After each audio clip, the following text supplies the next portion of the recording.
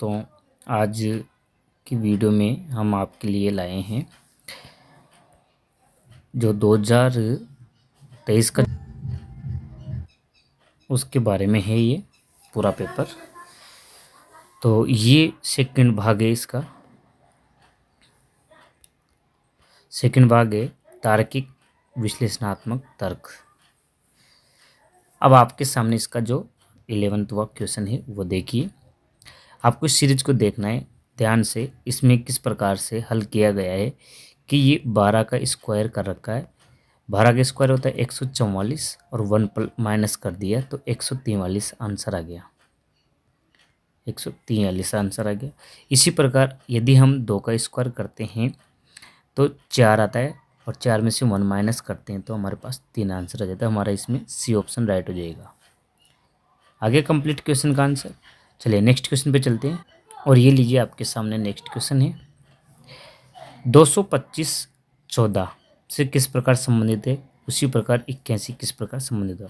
तो आपको पता है कि 14 + 1 करके जब इनका स्क्वायर करते हैं तो 225 आता है। तो 81 9 का है, आपको पता है। तो ये किससे मिलकर बना है, 8 + 1 तो 81 9 नाम 81 हो जाता है। तो इसमें 8 आया ना, 8 लिया हमने, तो इसका हमारा राइट ऑप्शन हो जाएगा बी ऑप्शन राइट हो जाएगा। नेक्स्ट क्वेश्चन पे चलते हैं। नेक्स्ट क्वेश्चन है, सीरीज को देखना है और समझना है। देखिए सीरीज में ए के बाद में बी के बाद में सी और डी के बाद में ई आया है। तो अब देखिए हमें देखना है एन के बाद में क्या आएगा, ओ। तो ओ दोनों में आ रहा है तो ये वाला आएगा नहीं, ये वाला हट जाएगा। उसके बाद में ओ के बाद में क्या आना चाहिए, एन के बाद में ओ आ रहा है और ओ के बाद में पी आएगा। तो ओ के बाद में पी इसमें आ रहा है, डी वाले ऑप्शन में इसमें नहीं आ रहा। तो हमारा राइट ऑप्शन हो जाएगा डी OPR। ओके, आगे कंप्लीट। नेक्स्ट क्वेश्चन पे क्वेश्चन नंबर 14 देखिए। संबंध को देखना है A to Z, यानी कि ए का अपोजिट Z, वाई का अपोजिट बी। तो इसी प्रकार सी का अपोजिट एक्स आ रहा है और डब्ल्यू का अपोजिट डी, बी का अपोजिट वाई और एक्स का अपोजिट सी आ रहा है। तो आगे अपोजिट देख लीजिए किस में आ रहा है, डी का अपोजिट डब्ल्यू आ रहा है लेकिन इसमें उल्टा हो रहा है। वी का अपोजिट ई आ रहा है, ये भी सही है, हाँ बिल्कुल सही है। अब यहाँ पे देखिए ई का अपोजिट एक्स गलत है, नहीं आता। ई का अपोजिट आता है वी और डी का अपोजिट आता है, और इसमें डी का अपोजिट क्या आना चाहिए था, वी। ई का अपोजिट वी, दोनों ही ये वाला ऑप्शन होना चाहिए था इसमें, वी इस प्रकार का होना चाहिए। डी का यहाँ पे डी का अपोजिट डब्ल्यू होता है और वी ई का अपोजिट होता है, ठीक है। सी एक्स सही है, डी का अपोजिट इसमें डब्ल्यू होना चाहिए था, यानी कि ये तीनों ऑप्शन गलत है। हमारा ऑप्शन ए वाला सही हो जाएगा। ओके, चलते हैं आगे, बढ़ते हैं नेक्स्ट क्वेश्चन पर।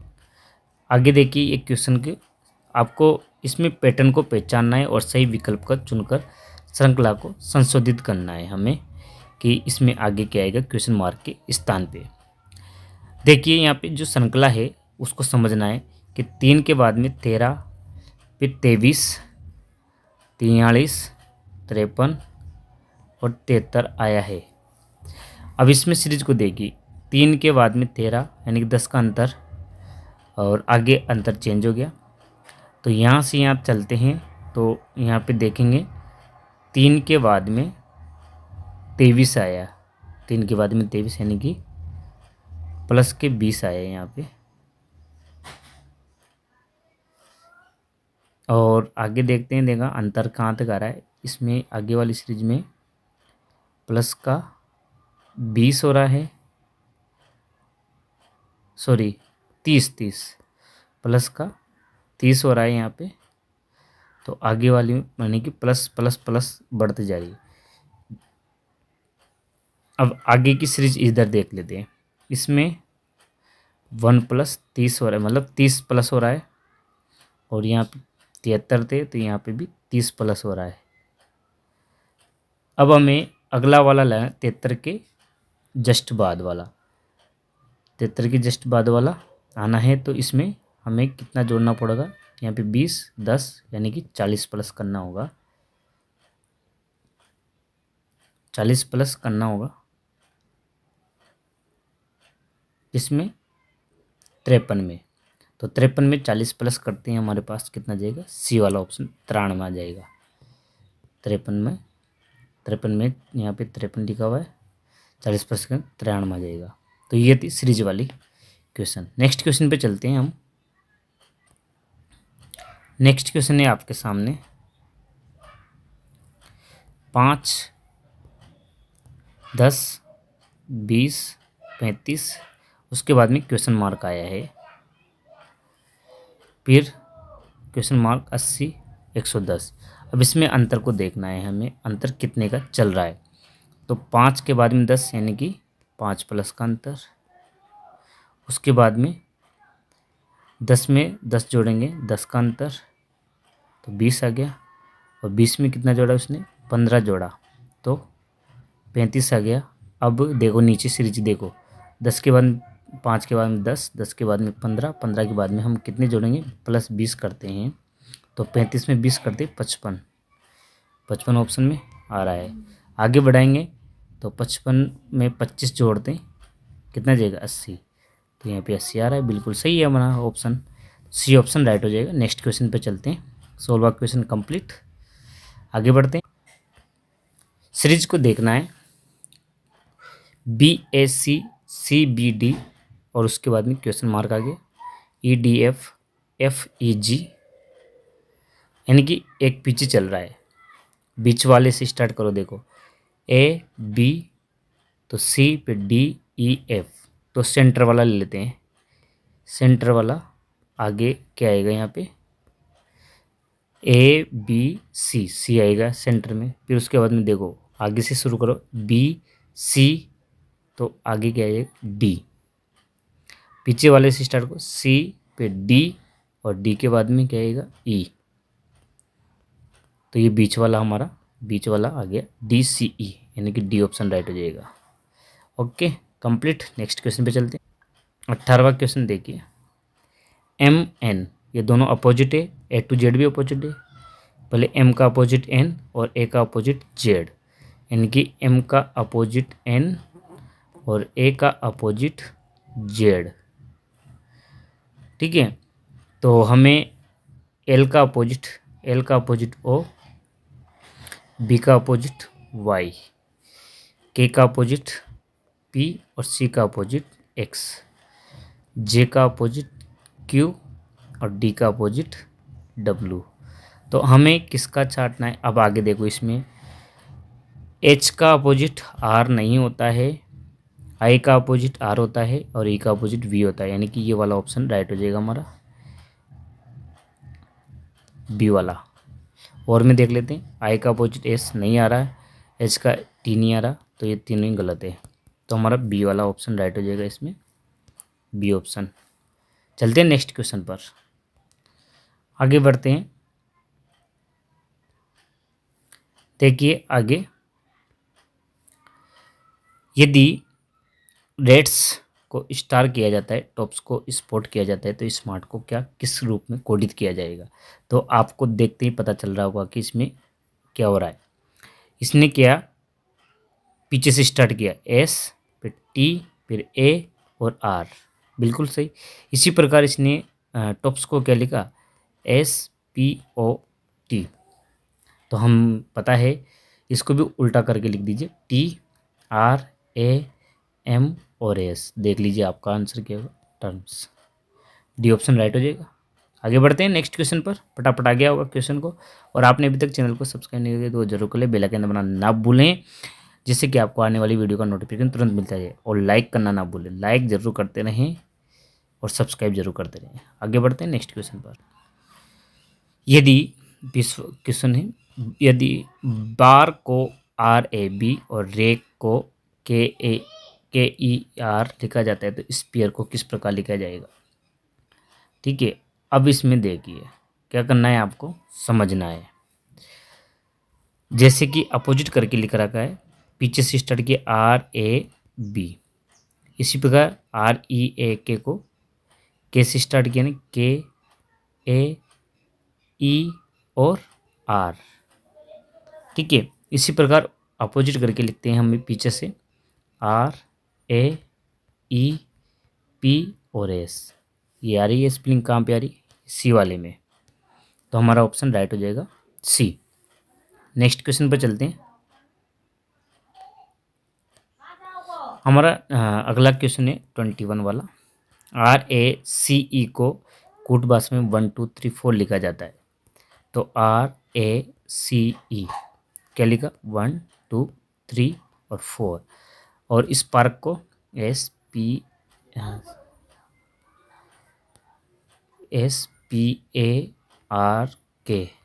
इसको लिखा जाता है 5 6 2 1 7।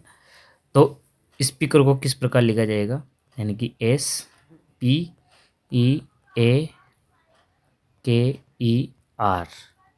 इसको किस प्रकार लिखा जाएगा? तो देखिए, कोड को देखना है। देखो एस का 5 लिखा है, तो एस का 5 लिख लीजिए।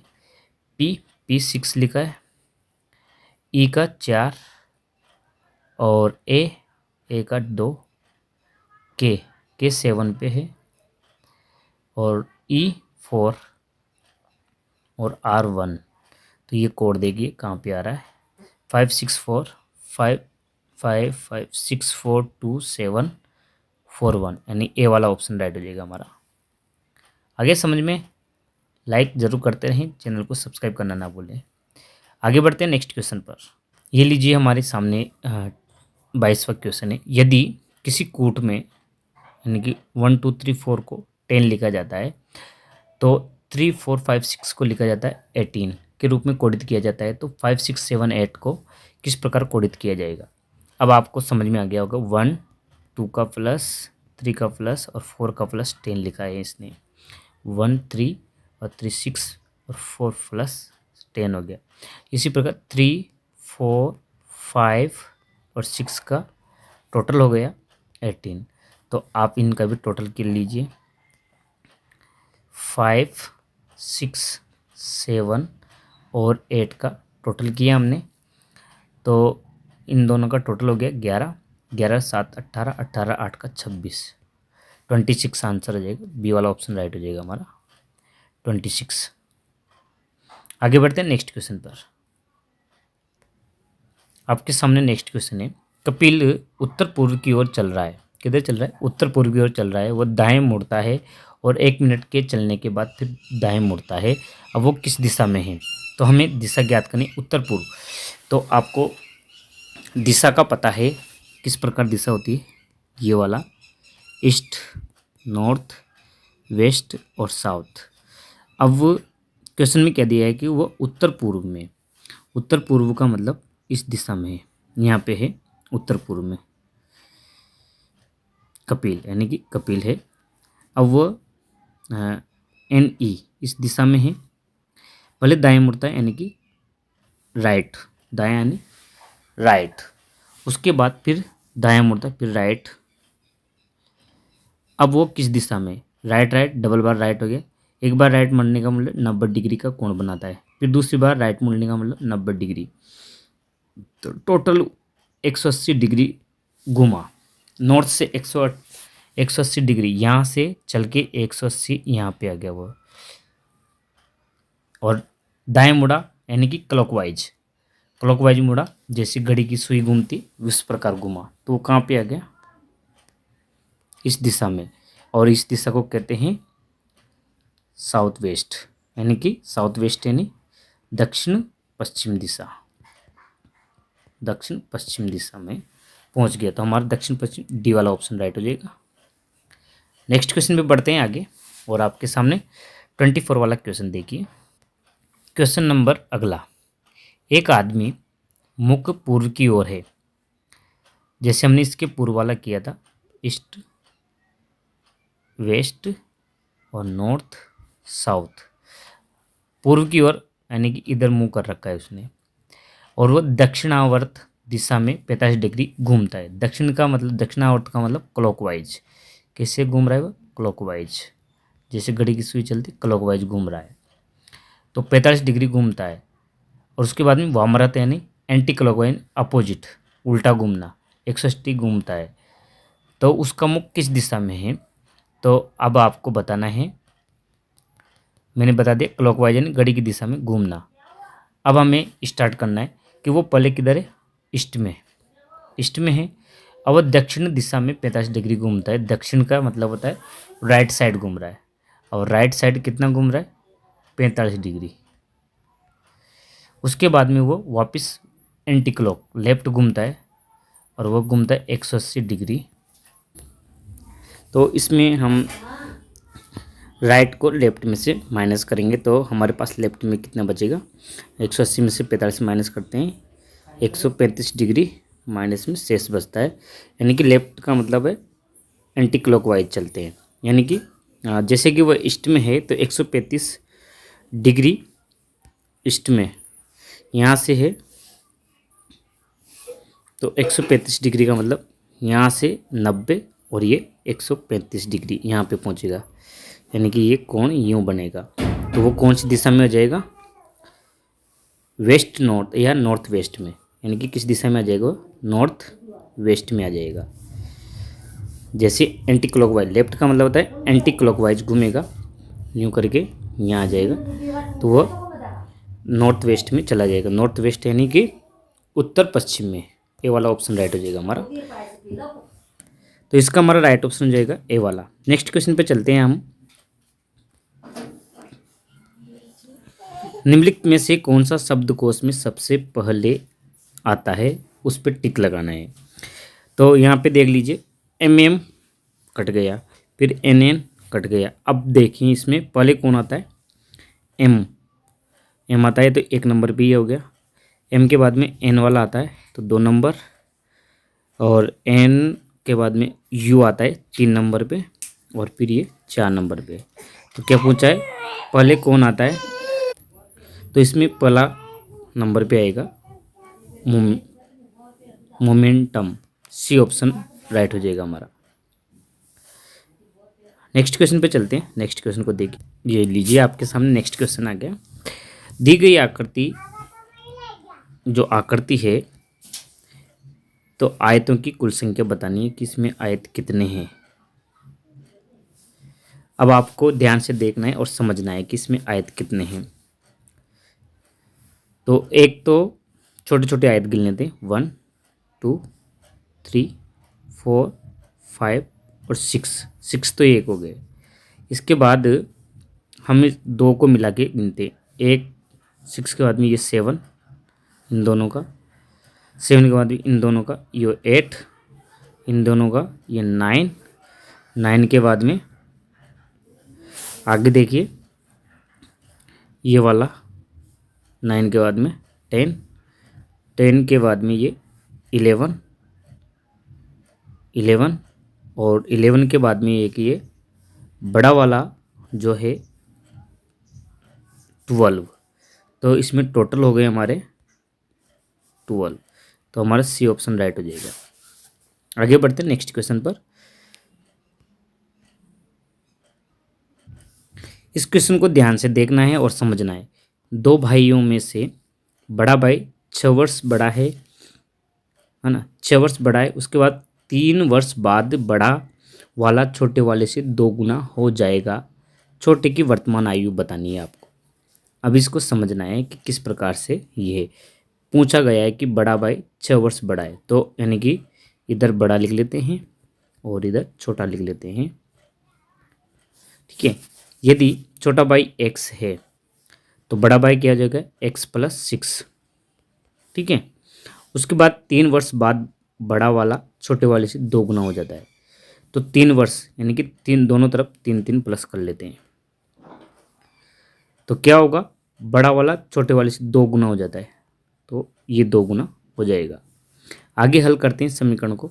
तो इन दोनों को देख लीजिए, 6 और 3 9 हो गए, x + 9 बराबर, इनको इंटू किया 2x प्लस 2 को 3 से इंटू किया तो 6।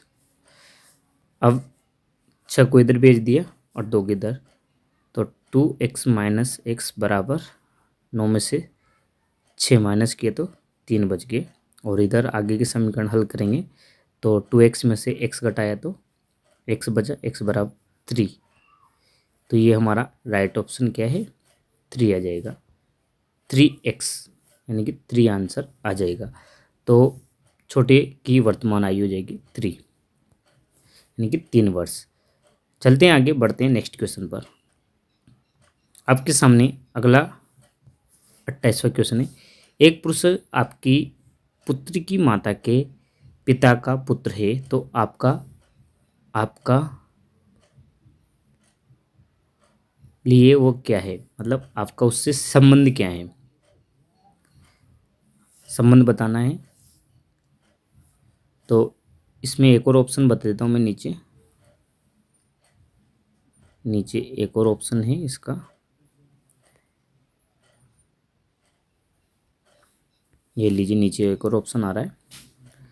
तो किस प्रकार संबंध है एक पुरुष, मान लो कोई पुरुष है, ये पुरुष है। पुरुष आपकी पुत्री यानी कि ये पुत्री है, आपकी पुत्री की माता यानी कि पुत्री की माता। तो मेरी क्या, मैं यहाँ खड़ा हूँ मतलब मैं, तो ये मेरी क्या होगी, पत्नी है ना। तो हमें इन दोनों का संबंध बताना है। आगे बढ़ते हैं। माता के पिता, इसका पिता, ये इसका पिता है, पिता का पुत्र है, ये किसका, इसका पुत्र है। तो माता का पिता क्या हो गया, मेरा तो खुद का ससुर, और ससुर का बेटा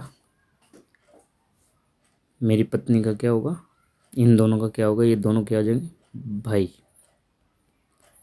भाई बहन। और मैं इसका क्या लगूंगा, मेरी पत्नी का क्या होगा, ये भाई हो जाएगा। पत्नी का क्या होगा, भाई, क्योंकि इसके पिता का पुत्र है तो मेरी पत्नी का, ये मेरी पत्नी का क्या होगा, भाई हो जाएगा।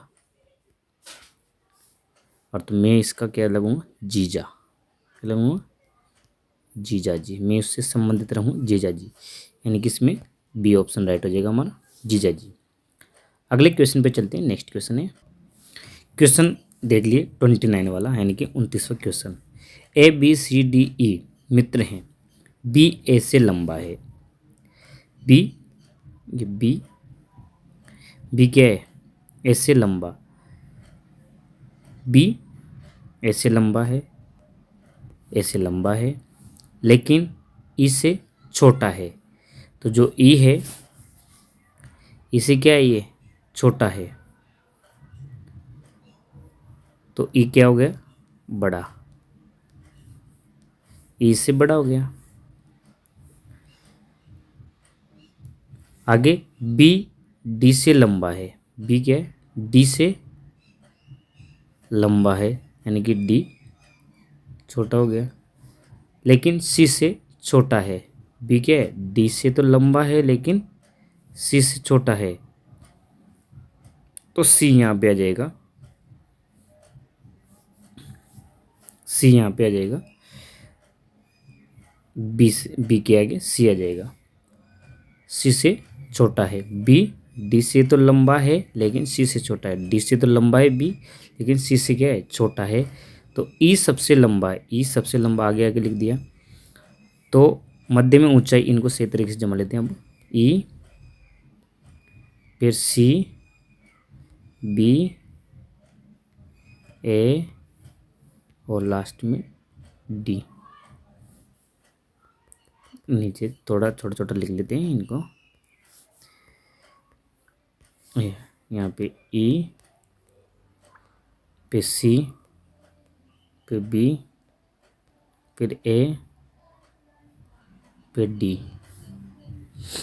तो सबसे मध्य में कौन है, मध्य में बताना है, तो मध्य में कौन आ रहा है, बी, डी ऑप्शन राइट हो जाएगा हमारा इसका। ओके, नेक्स्ट क्वेश्चन पे चलते हैं। लास्ट क्वेश्चन है ये आपका। निम्नलिखित में से कौन सा नाम तीनों में से किसी तरह अलग है, यानी कि भिन्न है। VP Singh, Chandrashekhar, Manmohan Singh, HD Deve Gowda. होने में तो ये सभी तीनों चारों ही नाम प्रधानमंत्री से रिलेटेड है, प्रधानमंत्री से रिलेटेड है, लेकिन फिर भी एक नाम इनमें से तीनों में से किसी तरह भिन्न है। तो वो कैसे है? वीपी सिंह, चंद्रशेखर और एचडी देवगौड़ा, ये जो तीन नाम है, वीपी सिंह, चंद्रशेखर और ये एचडी देवगौड़ा, ये तीनों ही जनता दल से हैं, मतलब जनता दल से संबंधित है। ये इनका जो पार्टी है वो जनता दल से है, और जो सी वाला है मनमोहन सिंह, ये कांग्रेस पार्टी से संबंधित है, कांग्रेस से संबंधित है। इस प्रकार ये सी वाला ऑप्शन राइट हो जाएगा इसमें, भिन्न वाला। तो ये थे आज की जो शिक्षण अभिरुचि से संबंधित क्वेश्चन। आपको कैसे लगे ज़रूर से ज़रूर लाइक करें और कमेंट करके बताएं कि आपको ये सीरीज किस प्रकार लग रही है। और आपने अभी तक चैनल को सब्सक्राइब नहीं किया तो वो ज़रूर कर लें, क्योंकि आप सब्सक्राइब करने में कंजूसी ना करें, इससे कि मुझे मोटिवेशन मिलता रहे और मैं आगे की वीडियो तैयार करता रहूँ आपके लिए इग्नू बीएड से related. Thank you for watching. फिर मिलते हैं नेक्स्ट वीडियो में। आपका बहुत बहुत धन्यवाद मित्रों। वो ज़रूर सब्सक्राइब कर लें एमजे टीचर्स को और बेल आइकन दबाना ना भूलें। फिर मिलते हैं ऐसी नई वीडियो के साथ। थैंक यू फॉर वाचिंग और इस सीरीज के साथ जुड़े रहिए मित्रों। जब तक एक दूसरे की मदद करते रहेंगे तब तक कोई भी नहीं गिरेगा, चाहे व्यापार हो, परिवार हो या फिर समाज। ये था हमारा आज का motivational code. Thank you for watching. Subscribe करना ना भूलें।